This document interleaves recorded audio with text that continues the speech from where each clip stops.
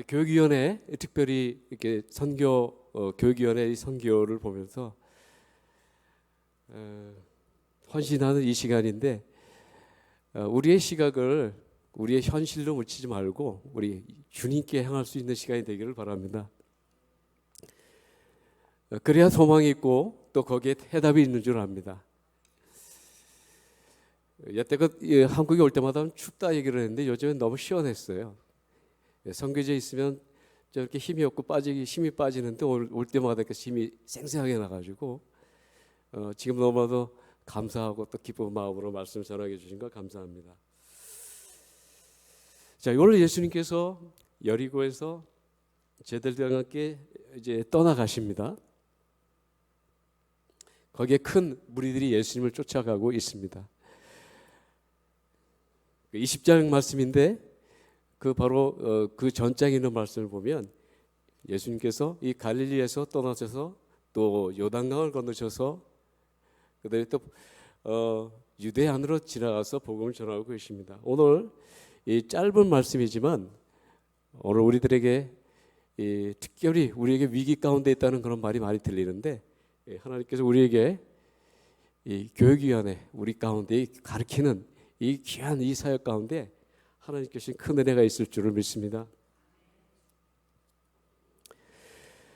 자, 예수님께서 이 여리고를 떠나셔서 거기 가는 길에 두 분의 이 눈먼 소경을 만나셨는데 이것이 우연인가요? 시간적으로 보면 거리상으로 보면 예수님께서 이렇게 옮겨가셨기 때문에 분명히 이거는 주님께서 가시겠다고 말씀을 여기 기록이 되지 않았기 때문에 어떻게 보면 우연인 것 같습니다. 그래서 소경 두 분이 앉았다가 예수님께서 지나가신다는 말씀을 듣고 소리 질러 가서 주여 우리를 불쌍히 여겨달라고 구원할 때 얼마나 그 음성이 간절했겠습니까? 그런데 거기 있는 분들이 시끄럽다고 이제 꾸짖기 시작합니다. 너무 시끄러우니까 잠잠하라고. 왜 이렇게 예수님께서 가고 있는데 왜 그렇게 시끄럽게 방해하느냐고. 그러니까 이분들이 더 힘을 내서 주님께 부르짖고 있는 거죠.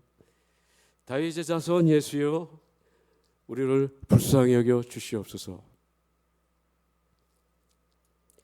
자, 여기까지 보면은 정말 모든 환경이 일어나는 이 모든 일들이 그냥 우연인 것 같습니다. 예수님께서 지나가신 것도 거기 나 지나가시겠다 통보하신 것도 아니고 그리고 거기를 지나가시고 난 다음에 거기 있는 그 소경이 예수님을 만났기 때문에 어떻게 보면 우연입니다. 그 주님을 만나서 주님께 얘기했고 소리쳤고 그 다음에 예수님께서 나오셔서 눈을 만지셔서 고쳐주셨습니다. 그러나 이것을 만약에 우연이라고 한다면 진짜 이분들은 큰 대박을 받은 거죠. 그리고 큰 횡재한 거죠. 가만 앉았다가 우연히 이런 일이 일어났으니까요. 그러나 오늘 말씀 보면 우연이 아닙니다. 이 말씀은 우리 예수님의 계획대로 그 예수님의 목적대로 이렇게 오게 하신 거죠. 그 목적을 가지고 오신 거죠. 왜냐하면 여기 소경 두 분이 거기 앉았었다고 하면 만약에 예수님께서 그 길을 안 가셨으면 어떻게 하셨을까요? 그 예수님의 의도가 계셨죠. 예수님의 계획이 가셨죠.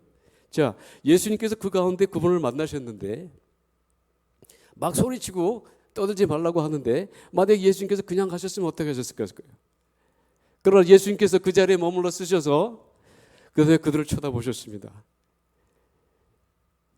그 다음에 예수님께서 그들을 서로 이렇게 쳐다보게 하고 가까이 오시고 달려오는 그분들에게 예수님이 아무 능력이 없으셨다면 아무것도 아니잖아요. 예수님 고치신다고 했는데 예수님께 부르짖어 나왔는데 예수님이 아무 능력이 없다면 아무 소용이 없는 거 아니겠습니까? 그렇기 때문에 이 세 가지를 보면 예수님께서 이 소경을 만나신 사건은 분명히 하나님의 계획이 있으셨습니다. 우리 예수님의 계획이 있으셨습니다. 오늘 아까도 우리 선교지에도 보면 여러 가지 우연적으로 시작된 사건이 있는 것 같아요. 아까 경찰 사역을 보시면 아시겠지만은 제가 경찰 사역을 앞에 놓고 한 10년 동안을 거기를 왔다 갔다 하면서 하나님 저기를 복음을 전해야 될 텐데 어떻게 하면 좋겠습니까? 저 거기를 제가 가야 되겠습니다.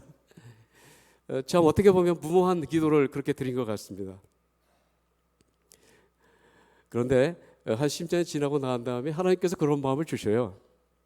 가라. 어떻게 가죠? 그냥 가라고. 그래서 뭐 제가 할 수 있는 것은 제가 가지고 있는 이력서를 간단하게 써가지고 저는 정성호 선교사입니다. 몇 년대에 왔고 또 이 필리핀의 영혼을 사랑합니다. 나에게 복음을 전할 기회를 주십시오. 그리고 이제 다짜고짜 갔습니다. 그래서 거기 가서 경찰 그 아카데미, 그러니까 경찰 학교에 가서 만나니까 교장이 있다고 해서 들어갔죠. 들어가서 왜 왔느냐고. 그래서 나는 선교사인데 이렇게 해서 복음을 전하고 싶어서 왔습니다. 이거 좀 읽어 주십시오. 그래서 고개를 끄덕끄덕 이렇게 하더니 한 일주일 있다 오라고 해요. 그래서 저는 그렇게 해서 될 줄을 생각도 못하고 이젠 다 잊어버렸습니다. 뭐 설마 가서 편지 한 장 줬는데 저한테 오라고 할 사람이 어디 있겠어요. 참 믿음이 없었던 것 같습니다. 근데 정말 일주일 만에 연락이 왔습니다. 오라고요. 이야, 이게 하나님의 역사하심이구나.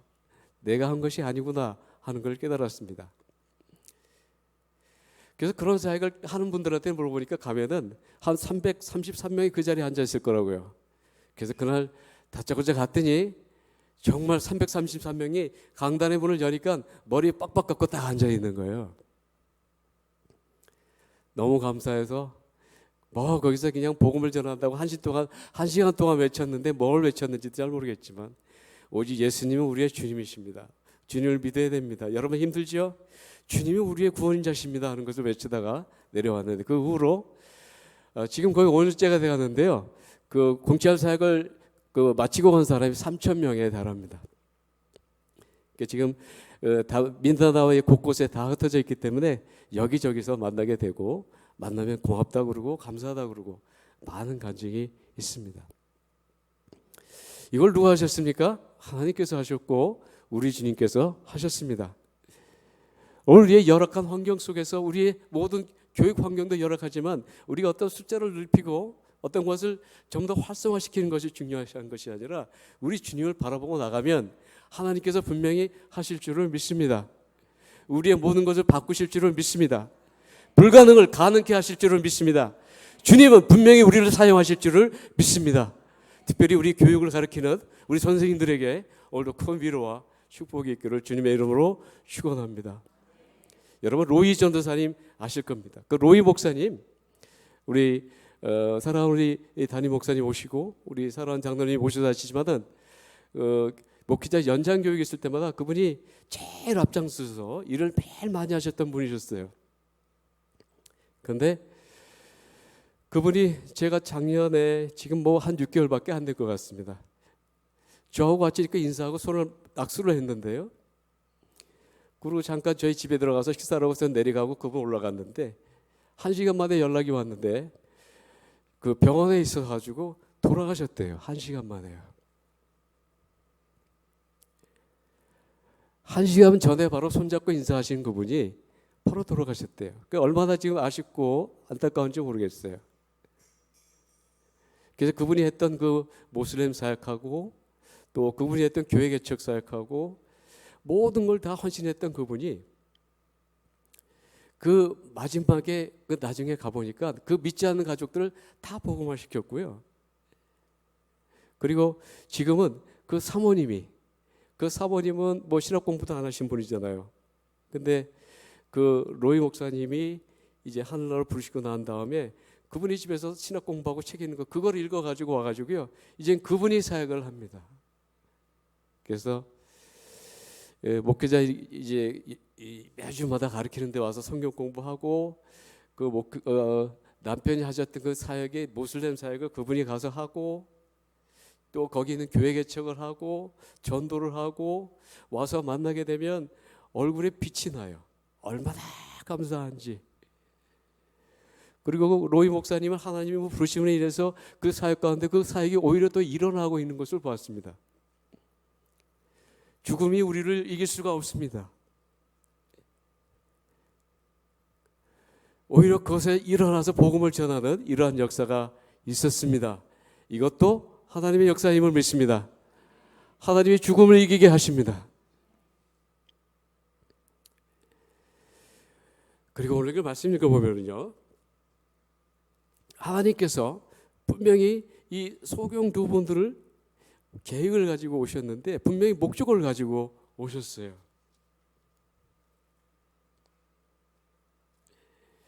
지금 이 말씀을 읽어보면 이 소경이 얼마나 답답하고 얼마나 간절했겠습니까? 의사들 다 찾아갔는데 고치지도 못했지. 뭐 이제 식구들한테 다 버림받았지. 그리고 얼마나 절망한 가운데 있었겠어요. 그런데 지금 예수님이 지나간다고 하니까 이 얼마나 간절합니까? 만약에 그 상황에서 정상적인 그런 사람이라면, 정상적이 아닌 사람이면 혹시 그렇게 생각할 수 있겠습니까? 뭐 예수님 지나간다 한다면 뭐 그렇게 대단할까? 그러나 이미 그 속에서는 모든 걸 다 포기하고 오직 한 분 예수님만을 생각했기 때문에 이제는 그분 외에는 그분을 반드시 만나야 된다고 하는 그 뜨거움과 열정이 있지 않았겠어요? 그런데 또 놀라운 것은 거기 있는 사람들이 그걸 만류하고 있는 거예요. 시끄럽다고. 이제 막 짜증이 난다. 시끄럽다. 왜 그러냐? 아닙니다. 나는 가야 합니다. 나는 예수님을 만나야 합니다. 예수님께 이 상황을 얘기해야 합니다. 예수님이 고쳐주실 것입니다 하는 이런 간절한 마음으로 지금 나오고 있는 거죠. 그러나 정말 예수님께서 이렇게 고쳐주시는 분이라는 것을 알고 계시다면 어찌 거기 있는 분들이 그 나가는 이 소경들을 막을 수가 있었겠어요? 그 예수님이 분명 고치는 분이라는 것을 알고 있다면, 그 소경 두 분이 내 아버지라면, 그 두 분이 내 친척이라면 거기 만류하겠어요? 데리고 나가야죠. 데리고 예수님께 모시고 가야죠. 근데 사람은 만류하고 있는 것입니다. 장님인데 보통 눈뜨고 있는 사람이 사실 다 장님인 거예요. 예수님이 누군지 모르고 있는 것이니까. 여러분, 중풍병자가 그 자기 친구들이 예수님께 나와서 어떻게 고치를 못하니까 사람이 너무 많으니까 그분들을 이제 나무에 매가지고 그때 천장에 올라가서 그 부분을 뚫고서라도 예수님 앞에 나와야 되는 거 아니겠습니까? 오늘 예수님께서 이 말씀을 주시는 말씀이 무엇이죠? 예수님 앞에 나가야 되는데 그거를 부끄럽게 생각하고 그것이 뭔가 잘못된 걸 생각하고 무엇을 막는 걸 생각하지만 그거 사실 장님인 거예요. 영적으로 장님인 거예요. 주님 앞에 나와야죠.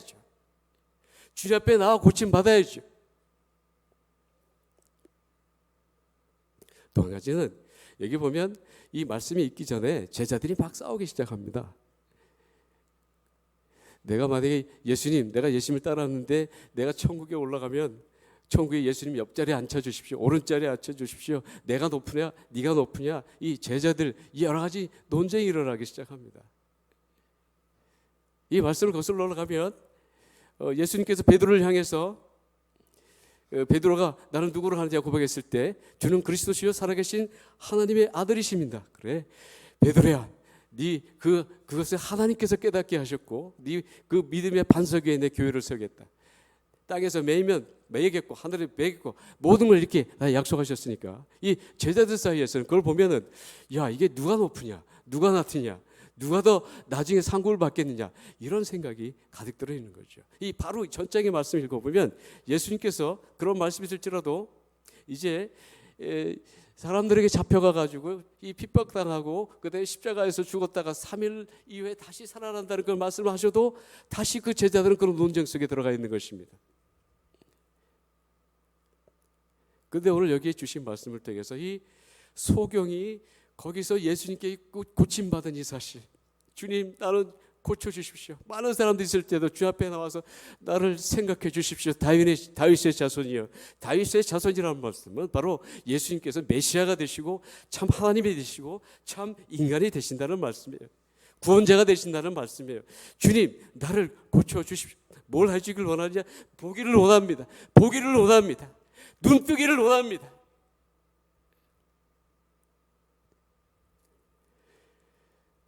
아무것도 없지만 주님 앞에 나와서 주님 앞에 예수께서 나왔을 때 우리 예수님을 보시면 이게 병자를 치료하실 때 어떨 때는 침을 발라서 이렇게 흙을 발라서 고치신 적도 있고 어떤 때는 믿음을 확인하고 온 될 때는 예수님께서 얼마나 불쌍해지셨으면 그냥 이렇게 만져주셨어요. 이렇게 만져주셨을 때 그냥 즉시 눈이 떠졌더라. 우리가 예수를 믿기 전에 우리의 마음이 바로 그런 것이고 우리 위치가 그런 것이에요. 그 다음에 즉시 고침받고 예수님을 따랐잖아요. 이게 바로 예수님의 제자인 거예요.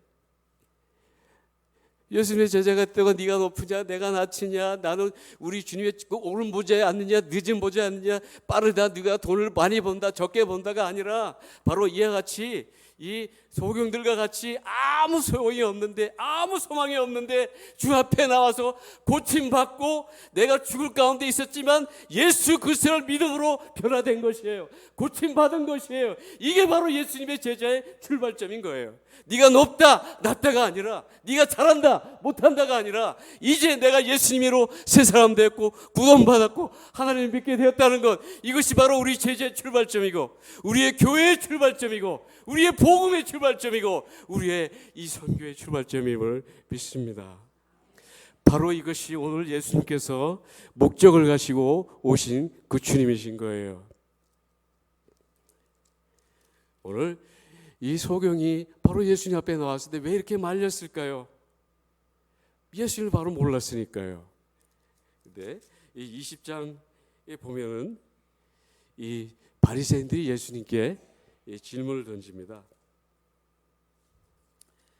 그리고 바리새인들과 또 그 당시에 교회 지도자, 교회가 아니라 그 회당의 지도자들과 백성의 지도자들, 이런 분들은 예수님을 어떻게 잘못하게 말꼬리를 잡아서 예수님 십자가에 못 박게 해서 어떻게 죽이려고 하는 이런 음모 속에 있었는데, 그분들이 꼼짝 못했던 그런 대답을 예수님께서 하셨어요.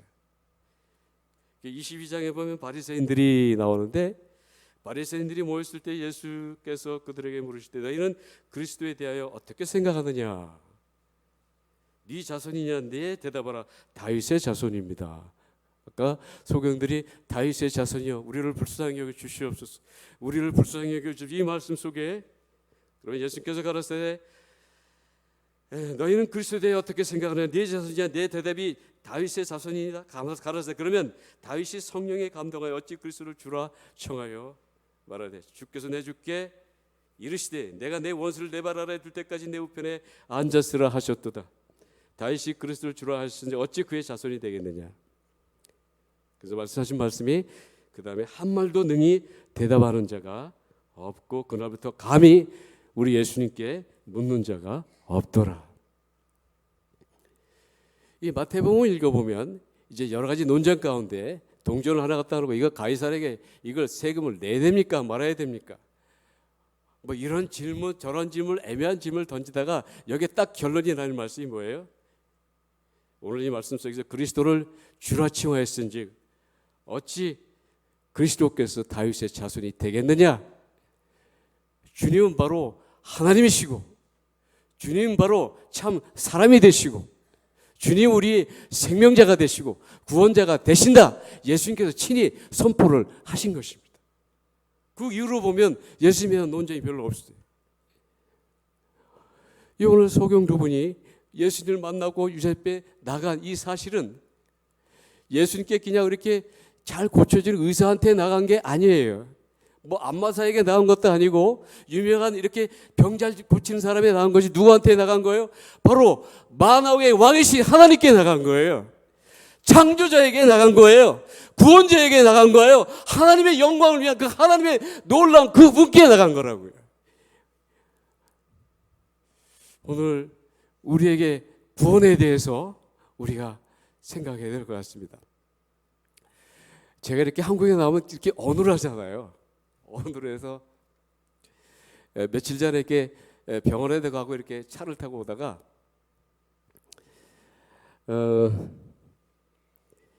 이제 승용차를 이렇게 탔어요. 그런데 아주 이상한 일을 당했습니다. 딱 타니까 내 앉는 자리에 성경이 있는 거예요. 그래서 야, 이분이 성경을 읽네. 이게 얼마나 이 운전하시느라고 바쁘시고 힘드실 때 딱 들어갔더니 안녕하십니까? 아, 네. 혹시 교회 다니십니까? 네. 성경 많이 하세요? 글쎄요. 뭐 저 솔직히 제가 누구라는 거 밝히기가 좀 그렇더라고요. 그랬더니 내가 성경을 참 많이 읽는데 내가 좀 이렇게 얘기해도 되겠어요? 하세요. 그랬더니 뭐 성경에 대해서 막 잘잘잘잘잘 막 이렇게 나오는데 저는 사실 이렇게 복음을 전한다고 생각했을 때 예수 믿고 구원 받으세요 이렇게 생각할 줄 알았더니 그분 얘기가 뭔지 아세요? 계시가 뭔지 아십니까? 계시요? 그래서 글쎄요 좀 설명해 주세요. 근데 여러분 저는 제가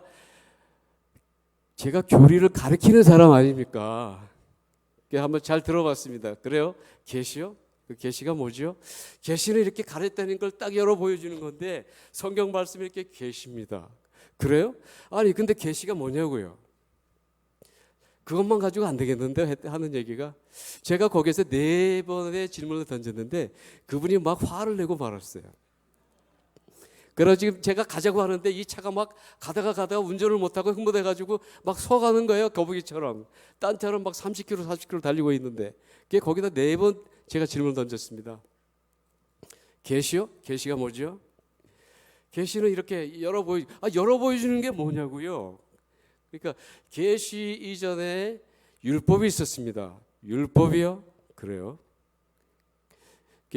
두 번째 질문을 드렸어요. 그럼 율법하고 계시는 다른 건가요? 다르죠. 달라요. 그래서 제가 3번째 던졌습니다. 그러면 율법하고 계시하고 다르다면 이제 예수님 오시기 전에 모든 사람 다 지옥 갔나요? 네. 지옥 갔어요? 그럼 그럼 또 어떻게 했어요? 하나님 공평하지 않으시잖아요. 그런데요, 나중에 어떻게 이렇게 돼가지고 천국 가는 사람도 있어요. 그래서 제가 4번째 던전을 줬습니다. 그러면 구원이 무엇입니까? 구원이요? 아니 그때부터 이분이 막 이제 톤이 올라가면서 성경을 여기저기 빌피면서 뭐 이렇게 빨간 줄을 막 쳤더라고요. 막 그렇게 막 쳐서 하던 얘기가 죽으면은 우리 영이 구원받고 육이 구원받고 아니 육이 구원받고 영은 그건 하나의 현상이고 어떻게 구원을 받느냐고요. 그래서 그분이 거기서 딱 막혀버렸습니다.